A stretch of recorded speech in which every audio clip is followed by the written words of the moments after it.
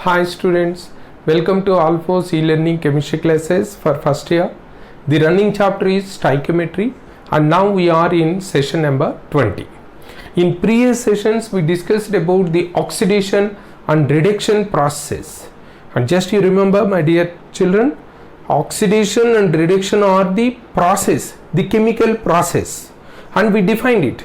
Actually in your lower classes you learned so many definitions for oxidation, like addition of oxygen is an oxidation, removal of hydrogen is an oxidation, or the donation of the electron is an oxidation. It is not like that. You are having so many definitions for oxidation, and similarly for reduction also you are having so many definitions like removal of oxygen, addition of hydrogen, or gain of electrons. All these different definitions you learned in your lower sections. That is nothing but lower classes. But in previous session, ultimately we find one ultimate result of all these different process. That is nothing but all these different definitions. The ultimate consequence is nothing but an increase or decrease in oxidation number. After having thorough idea, after learning perfect in oxidation numbers, then we are of defining the oxidation and reduction also with respect to that oxidation numbers, and how we are defining and what we defined in previous session. And in continuation to that, let us have a briefing of that definition, and thereafter we will go for examples, and thereafter we will find how to define the chemical substances as oxidants and reductants. All these we have to discuss in this session.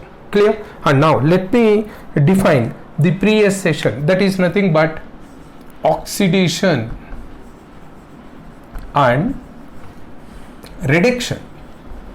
Just you remember, these two are, if you recollect, these two are the chemical processes.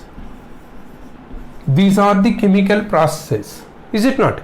And now how we are defining oxidation? Say for example, as we know, oxidation number may be positive, maybe 0, maybe negative, like this. And now finally what we are defining oxidation is an increase in oxidation number. That means in any chemical process, for the element, if oxidation number is increased, the increasing order is nothing but like this, from lower, that is minimum oxidation, to maximum. Or in any process, -2 to 0 is an increase, 0 to +2 or +4 or +6 or -2 to +2. This is the process where oxidation number increase, is it not? In a similar manner, it is decrease in oxidation number is reduction. Increase in oxidation number, increase in oxidation number is oxidation, decrease in oxidation number is reduction. This is the final definition what we are providing for this oxidation and reduction process. Clear? And now with this one, let us go for the example. It is nothing but the well familiar chemical reaction. Let us consider already in your lower classes, and in coming classes also you are going to get with the same example. That is nothing but reaction between sodium and chlorine. And this is nothing but, in this reaction electrons are not shared, electrons are migrated from one atom to the other atom, is it not? And here sodium being metal can donate the electron to chlorine, and when the electron is donated to chlorine, what happened to sodium? Because of loss of electron, that is nothing but negative charge going out, thereby sodium is now getting +1, that is nothing but positive charge. And similarly chlorine, by getting that electron, will get -1 charge. And dear students, just you remember, chlorine atom doesn't exist independently, because when it is chlorine atom, that atom has 7 electrons in outermost orbit, and to get octet structure it has to share 1 electron with other atoms. That's why chlorine always exists as diatomic molecule. But once it is of getting the electron, it is getting the electron with that electron, the one atom will get octet structure. So now chloride can exist independently. It need not be in dimeric form, but chlorine should be in dimeric form. And when it is in dimeric form, how to represent it? Just by writing like this. Clear? And now when it is donating electron and it is getting the electron, and now what happened? Sodium, and as we know in elemental state, that is nothing but when it is not in combination with any other elements, it is having oxidation state 0. Already we learned it. In elemental state, the oxidation state of any elemental atom is 0. Here also it is 0. That means sodium and chlorine in elemental state, which are with 0 oxidation state, after the chemical reaction, now sodium from 0 to +1, the oxidation number change. That is, when sodium is of having 0 to +1, whether the oxidation number increase or decrease? Increase. Hence this is sodium to Na plus, that is 0 to +1 oxidation number increase, hence it is oxidation. The process is known as oxidation.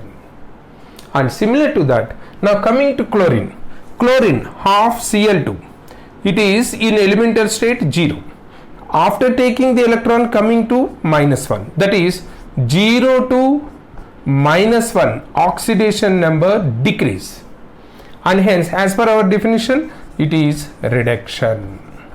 So this process is oxidation, and here chlorine process is reduction. This is happening. Simply what is happening with respect to electrons, we need not consider all these things. Just by considering the change in oxidation numbers, we can define oxidation and reduction. And now let us consider one more example and just try to assume magnesium on reaction with O2 giving Mg plus 2 plus O minus 2. I think now you can guess easily. Magnesium and oxygen here, these two are with 0 oxidation states. And now from 0 to +2, magnesium oxidation state increase. 0 to +2 means it is increasing, and then the oxidation. Then it is oxidation. And for oxygen from 0 to -2, here oxidation number decrease, hence it is reduction. I think, dear students, you are able to understand the process, because you remember this oxidation reduction, oxidizing agents, reducing agents, oxidants, reductants, all these are very close definitions, and they are making even experienced persons also to confuse when they are solving the problems. So once if you are having mastery on this topic, on this concept, that is nothing but logically you have to consider, you have to observe what is happening in a chemical reaction. In a chemical reaction means whether it is oxidation or reduction. For that purpose you have to keenly go along with the oxidation number. Then only you will get thorough idea.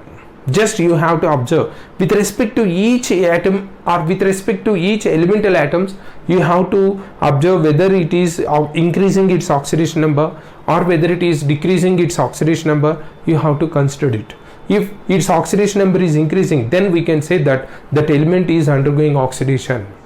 If its oxidation number is decreasing in any chemical process, then we have to say that that element is going reduction. Clear? Like that. With this process, that means ultimately what for I am giving all these examples is, even though you learn this oxidation and reduction process in your lower classes, those definitions quite different what we are going to learn in this, what we are learning, what we are getting, because ultimately in all our competitive examinations, while solving the numericals related to these oxidation or reduction or redox reactions, you have to consider only this definition, then only you can crack them in an easy manner, or otherwise it will be making you very confused. Clear? That's why I am giving this. And now coming to this, thereafter again we are having some other words which are making confusion, but you need not worry about that. Here we are slowly and steadily, I am going to explain you what is what, and if you are following seriously and sincerely those definitions, then automatically you can get clear idea. If you are not getting that idea, again and again you can go through this video, and thereby you will at one time you will get the concept clear, and thereafter you are in a position to solve all the problems related to this. Clear? And now let me give. Once we defined this oxidation and reduction, these two are nothing but the names of the process, chemical process. Clear? There ends the matter. And now coming to oxidant and reductant, these are the other terms what we are going to face. Oxidant, or it is also known as oxidizing agent. Just you remember, oxidizing agent. Reductant, or this is also known as reducing agent. And students, you remember these two are nothing but reductant, reducing agent are synonyms, same meaning. Oxidant and reductant are oxidant and oxidizing agents are same meaning. That is, they are synonyms, same meaning words. In some books they are giving as oxidant, in some other books they are using the word oxidizing agents. You need not worry, the definition is same. No difference between these two and these two. Clear? And now we have to find what is oxidant, what is reductant. And just you remember, first of all, you should have clear idea about this, or otherwise you will also get confused.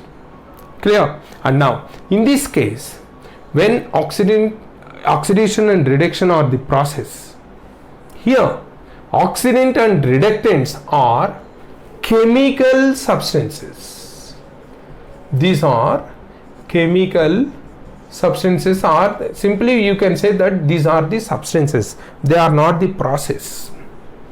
Oxidation and reductions are process, whereas oxidant and reductants are the substances that involved in those processes. Clear? And don't think that it is directly related to this, it is directly related to this. It is in a different manner they are related. They are related, there is a relation, but it is not in direct manner. Clear? And now let us go for this. Just with an example, let us go. When it is sodium reacting with chlorine to give Na plus and Cl minus. Just now we studied here sodium increases its oxidation number from 0 to +1, hence it is oxidation. Is it not? And chlorine similarly decreases its oxidation number from 0 to -1, hence it is reduction. Clear? And now we require not the process, we require here what is oxidant and what is reductant. These we require. We have to define this. Oxidant, otherwise known as oxidizing agent, we have to define. Reductant, or it is known as reducing agent. We have to define these two, and for that purpose you should have a clear idea about the oxidation and reduction process. And let us start to define this.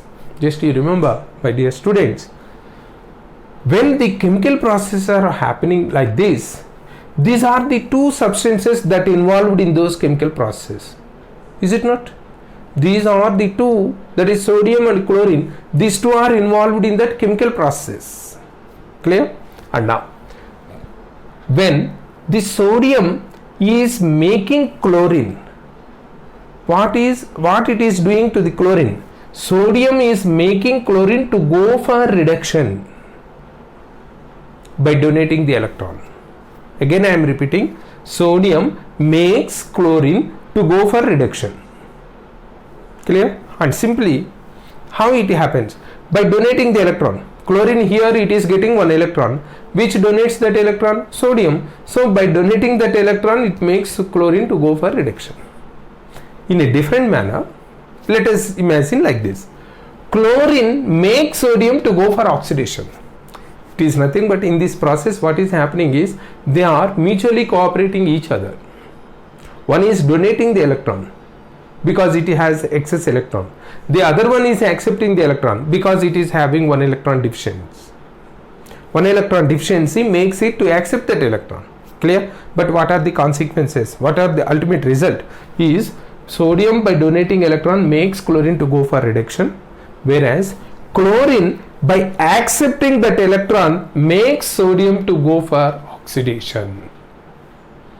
Chlorine makes sodium to go for oxidation and sodium makes chlorine to go for reduction. Clear? And now how to define oxidant and reductant? Just you remember, the substance which makes the other to go for reduction is reducing agent.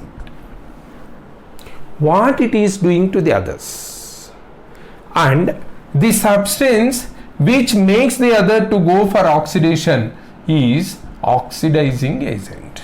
Just you remember, when a person is doing the job by, say for example, he is teaching to the students, he is considered as teacher. He is not teaching to himself. He is taking the classes to the others. What he is doing? He is teaching to the students.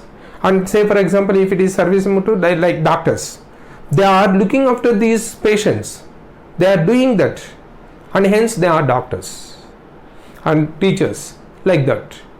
And here what it is doing to the others is the criteria to consider whether it is oxidizing agent or whether it is reducing agent.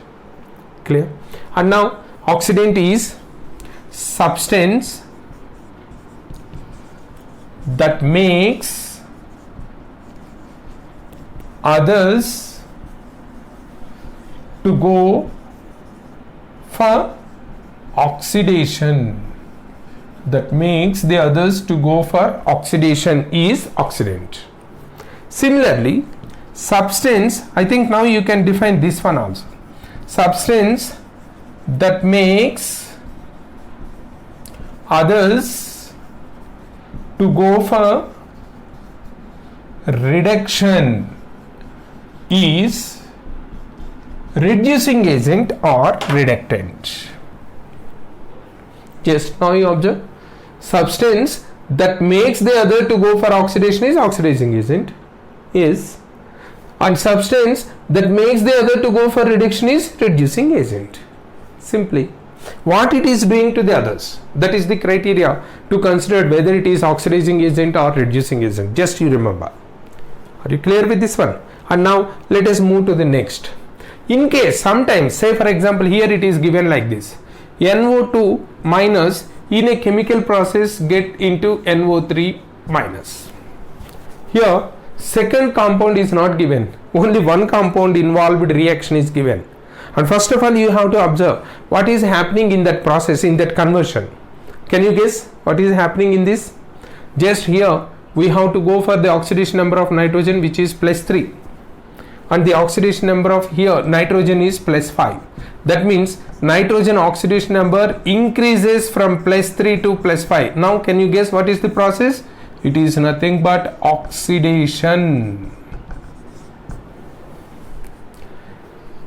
It is nothing but oxidation. But they are not asking about the process. What is the nature of that NO2 minus? That is the question. How to guess it? In case of this one, what it is doing? It is making the other to go for oxidation, hence it is oxidizing agent. What it is doing? It is making the other to go for reduction, hence it is reducing agent. Like that we can say. But in this process there is no other compound.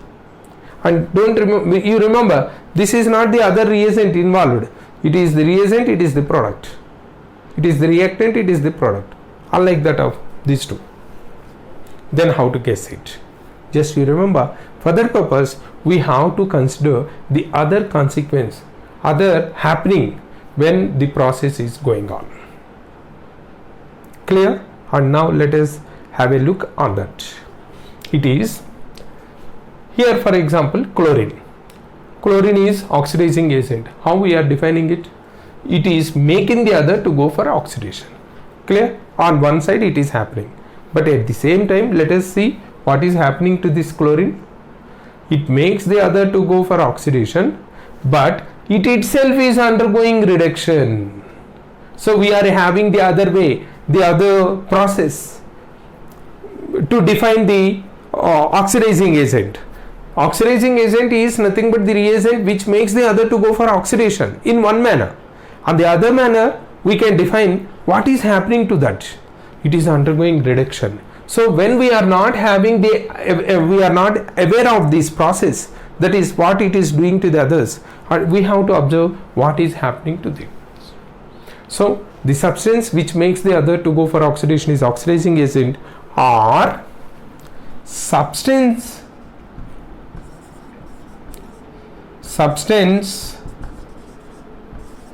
that is undergoing reduction is oxidant. Makes the other to go for oxidation, it undergoes reduction. And now I think you can easily define the second definition for this reducing agent. Substance